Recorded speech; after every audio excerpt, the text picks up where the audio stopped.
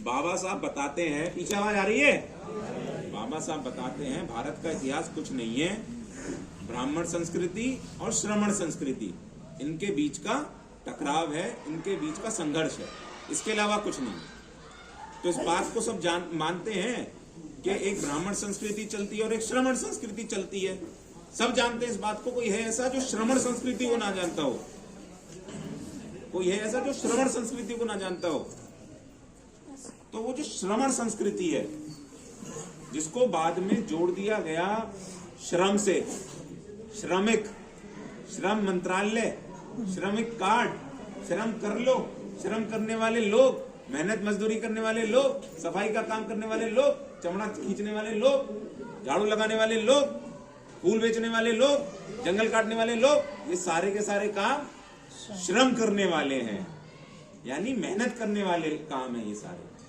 तो वो जो श्रम है, जिस श्रमण से इस काम को जोड़ दिया, वो श्रम दरअसल में श्रम नहीं है, वो वाला श्रम नहीं है। क्योंकि हमारा जो इतिहास चलता है वो जो प्राकृतिक हमारी भाषा है उससे चलता है। उस भाषा को, प्राकृतिक भाषा को हम कहते थे पाली भाषा। कौन सी भाषा? पाली भाषा। सबको पता है पाली भाषा के बारे में। हमारा जो इतिहास है वो पाली भाषा से आता है। कि भैया पीले कुर्ते वाले आप समझी हो? तो जानते हैं ना? हाँ ठीक है, हाँ पीला कुर्ता वाला पूछ लेते हैं हम, नहीं समझिए वो। ठीक है। तो जो इतिहास चलता है वो पाली भाषा से चलता है। और हम बाहर से आए पता नहीं है, लेकिन पूछ लेते तो अच्छा रहता है। तो पाली भाषा से हमारा इतिहास पता चलता है। पाली भाषा में कहीं भी शय और आधा रह नहीं होता है। वो जो श्रेय है ना, श्रेय, वो नहीं होता है। तो जब आप देखेंगे तो जो असल में शब्द है वो श्रमण नहीं है, वो सवर्ण है। वही संस्कृति है जो चल रही है, उसी संस्कृति का टकराव है बमड़ों की संस्कृति से। दरअसल बमड़ों की अपनी कोई संस्कृति नहीं है। जब आक्रांता आता है, लुटेरा आता है, डकैत आता है, चोटा आता है, तो वो अपनी संस्कृति अपने साथ लेके नहीं आता है। डकैत आपके घर में डकैती डालने आएगा तो पूजा आरती नहीं करेगा, डकैती डालेगा। लेकिन बस जाएगा तो आपके घर के जो कल्चर है उनको धीरे धीरे अपना लेगा, क्योंकि उसको अंदर घुस के काम करना है। तो बमण क्या करता है कि वो आके आपकी संस्कृति को लेता है, उसको अपनाता है और फिर उसको आगे बढ़ा के उस पर कब्जा करके बताता है ये मेरी संस्कृति है, ये सारी संस्कृति मेरी है। अबे गधे, ये संस्कृति तेरी कैसे हो जाएगी? ना तू अपनी महिलाएं लेके आया, ना तू अपने त्योहार लेके आया, ना तू अपना कल्चर लेके आया, ना तू अपनी सोसाइटी लेके आया। तू तो जो यहाँ आया वो लूटपाट करने आया। इस बात से कोई डिसएग्री करता है क्या? वो लूटपाट करने नहीं आए थे, सब इस बात से एग्री करते हैं। तो लूटपाट करने आया, तो तूने जबरदस्ती हमारी संस्कृति पे कब्जा करके अपनी बता के हमारा नुकसान किया। लेकिन क्योंकि बाबा साहब जैसे विद्वान बता गए कि दो संस्कृतियों का टकराव है, तो उसको समर संघ क्या काम कर रहा है कि उस संस्कृति को जो हमारी पुरानी है उसको निकाल रहा है, बढ़ा रहा है, बता रहा है।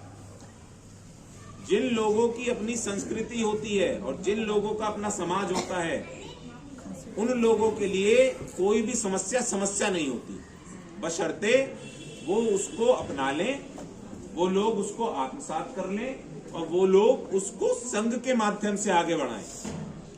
अगर उस संस्कृति को संघ के माध्यम से आगे बढ़ाते हैं तो सारे रास्ते खुल जाते हैं, कोई रास्ता ऐसा नहीं रहता जो बंद रह जाए।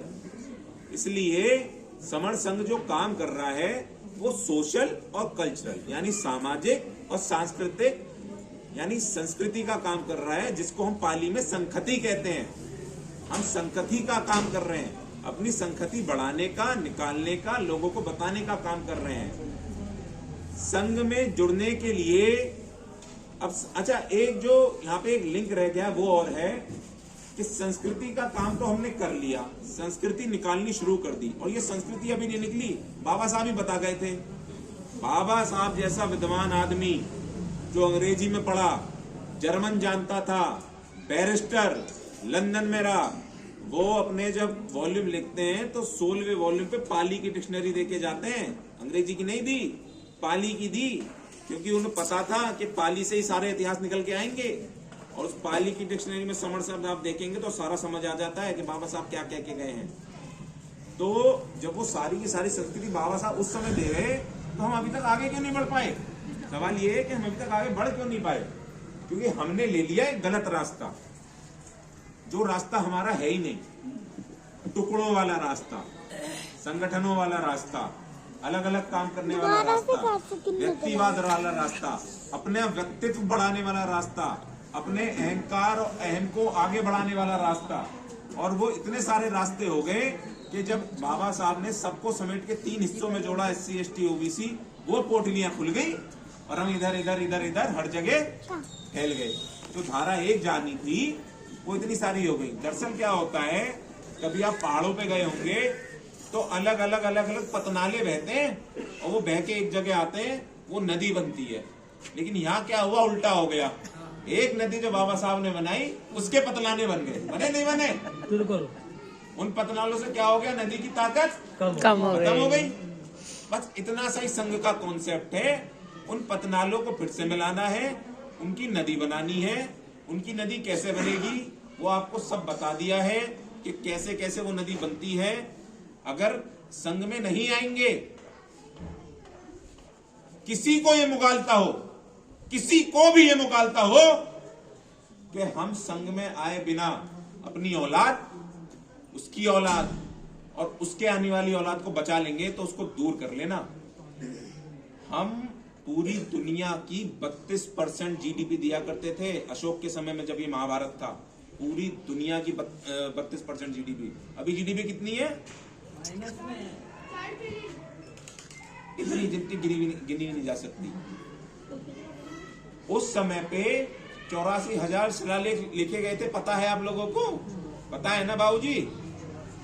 किसने लिखे थे? हमने तो लिखे थे। तो हम पढ़ते लिखते होंगे तभी लिखे होंगे। और किसके लिए लिखे थे? अपने लिए तो लिखे थे, अपने लोगों के लिए। तो हमारे लोग पढ़े लिखे होंगे तभी पढ़ पाएंगे। तो वो कष्टकारी किसने की थी? काश्तकारी किसने करी? हमने करी, हमने करी ना। तो वो राजा कौन था? समणी था। तो वो GDP कौन दे रहा था? हमारे तो व्यापारी दे रहे थे, समणी व्यापारी दे रहे थे। तो जब समणों का राज था तो सेना किसकी थी? समणों की तो थी।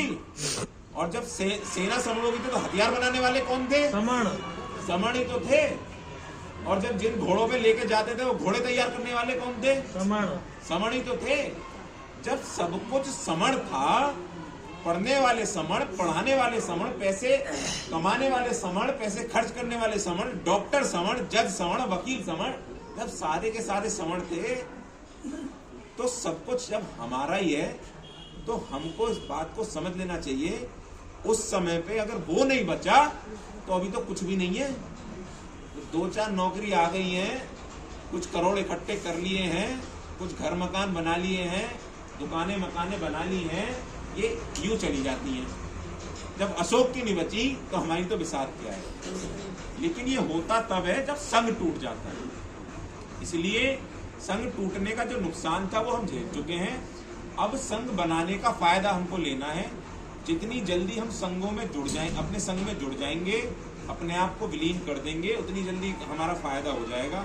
हमें कुछ नहीं करना, हमें सिर्फ एक शब्द पकड़ना है अपना, सिर्फ एक शब्द, वो है हमारा समण शब्द। अपनी आइडेंटिटी हम समण बताते हैं, अपनी आइडेंटिटी हम समण मानते हैं, उसी को लेके हम आगे चलते हैं। इसके अलावा सब इधर उधर की बातें हैं। काम आप जैसे कर रहे हो वैसे करते रहो, जो काम आपको अच्छा लगता है वो करते रहो, लेकिन अपनी आइडेंटिटी अपने साथ रखना और संघ से जुड़ के रहना। सारे काम हो जाएंगे, कोई काम नहीं है। समण संघ पुराना है, इसको कोई व्यक्ति नहीं चलाता, सब मिलके चलाते हैं। एक से ज्यादा समण, 2 जहां बैठ जाएं वो समण संघ हो जाता है। ठीक है ना? अब हमने क्या करना है कि 11 फरवरी को हमारी दिल्ली में तालकटोरा स्टेडियम के अंदर एक समणों के संतों का समागम हो रहा है। जितने भी हमारे समण के संत हैं, समणों के संत हैं, वो अलग अलग हैं। उनको सबको भी साथ में लाने का काम कर रहे हैं, क्योंकि उनके फॉलोवर हैं, उनको भी पता चलना चाहिए कि असलियत क्या है। वो सारे वहां आ रहे हैं। नेटवर्किंग का काम होता है, वकील वकीलों से मिलते हैं और लोग वकीलों से मिलते हैं, डॉक्टर डॉक्टरों से मिलते हैं और लोग अपनी समस्या लेके डॉक्टरों से मिलते हैं। ऐसे अलग अलग पेशे के लोग मिल रहे हैं, एक दूसरे से मिल रहे हैं, घर परिवार के लोग मिल रहे हैं, सारे परिवार एक दूसरे से मिल रहे हैं, और जब मिलते हैं तभी ताकत आती है, वरना नहीं आती। अच्छा होगा कि 11 फरवरी को आप सब लोग अपना रजिस्ट्रेशन करा के वहां आए, एक बार आके जरा अपनी ताकत तो महसूस करें कि दिल्ली में राष्ट्रपति के घर के सामने आप एक स्टेडियम में बैठे हो और वहां जब आप जोर से कहते हो जय भीम, उसकी गूंज कितनी तगड़ी जाती है। एक बार इस ताकत को आप आके महसूस करना, और ये ताकत सिर्फ समर संघ दे सकता है और कोई नहीं दे सकता, क्योंकि यहाँ पर आपको कोई व्यक्ति नहीं मिलेगा। व्यक्ति तो आपने कोई बढ़ा दिया, पहले भी देखे होंगे, कोई बढ़ा दिया, मर गया, खत्म हो गया, बिक गया, ईडी के प्रेशर में आ गया, सीबीआई के प्रेशर में आ गया, इनकम टैक्स के प्रेशर में आ गया, दूसरे नेता से मिल गया, तो आपकी सारी मूवमेंट को बेच खाता है वो तो। इसलिए व्यक्ति को छोड़ के संघ में आके हमको आगे बढ़ना है। अब आपके कोई सवाल हो तो वो सवाल कर लेते हैं।